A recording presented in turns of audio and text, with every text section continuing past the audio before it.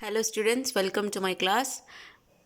In this video we are going to discuss about centripetal force.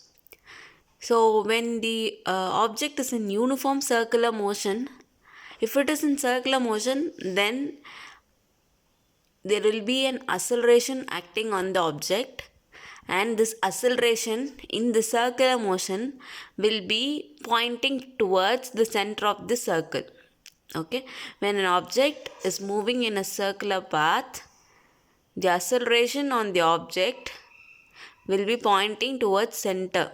This acceleration is called centripetal acceleration. Okay, so it is this centripetal acceleration. When there is an acceleration and motion, it means that obviously there is a force acting on the object. So as there is a centripetal acceleration, the force acting on the object is called centripetal force. So the centripetal force is nothing but, as force is a vector quantity, you have to go for the direction, right? So we know that centripetal is that something pointing towards the center. So centripetal force is that force acting towards the center. It is called as center seeking force.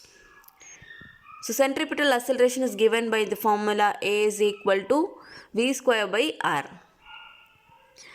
And we know that according to the Newton's second law, force F is equal to m into A. So we are going to derive for centripetal force. So it is FCP is equal to m into A. Here A is nothing but centripetal acceleration. So we have the centripetal acceleration value as V square by R. So substitute instead of A here. So it is m into, instead of A it is V square by R. So it is mv square by R is my centripetal force. In vector notation, if you give it in the vector notation, as it is in pointing towards the center, the direction is given by minus. So it is FCP is equal to minus V square by R. Okay. So centripetal force actually is not a separate kind of force. Any force that is pointing towards the center and the object in a circular motion, then that force is considered to be a centripetal force. Okay. For your better understanding, there is two examples given here. For example, rolling motion of a stone tied to a string. So we would have played with the stone, tie a stone with a string or a thread and roll upon the string upon your head. It will make a circular motion, right? It will be like this. It is a circular motion. The person will be standing in the middle, and a rope is tied, thread is tied to the ball, and the ball is here. And when you roll upon your head, it will be making a circular motion over your head. Okay, so here the ball is held by a thread. Okay, which means it is hold through a thread. Then a tension force will be acting on the thread or a string. Okay, this tension force, the person is standing in the center. Okay, so this tension force, always the tension force will be towards the point where it is held. So this will be towards the center.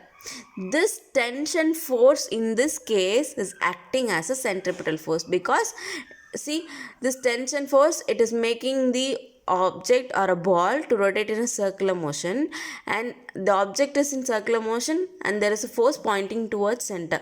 So this force will act as a centripetal force. For this case, tension force on the string which holds the ball act as a centripetal force. Can you understand? So there is no centripetal force is something, not the type of force. It is some other force which will be considered as a centripetal force when it is making a circular motion and pointing towards the center. Okay. So next example for this is car moving on a circular track. So when you have a circular track, the car is moving in the circular path, then the frictional force between there will be frictional force between road and the wheels of the car. So this frictional force will be pointing towards the center. This frictional force will now act as the centripetal force for this case.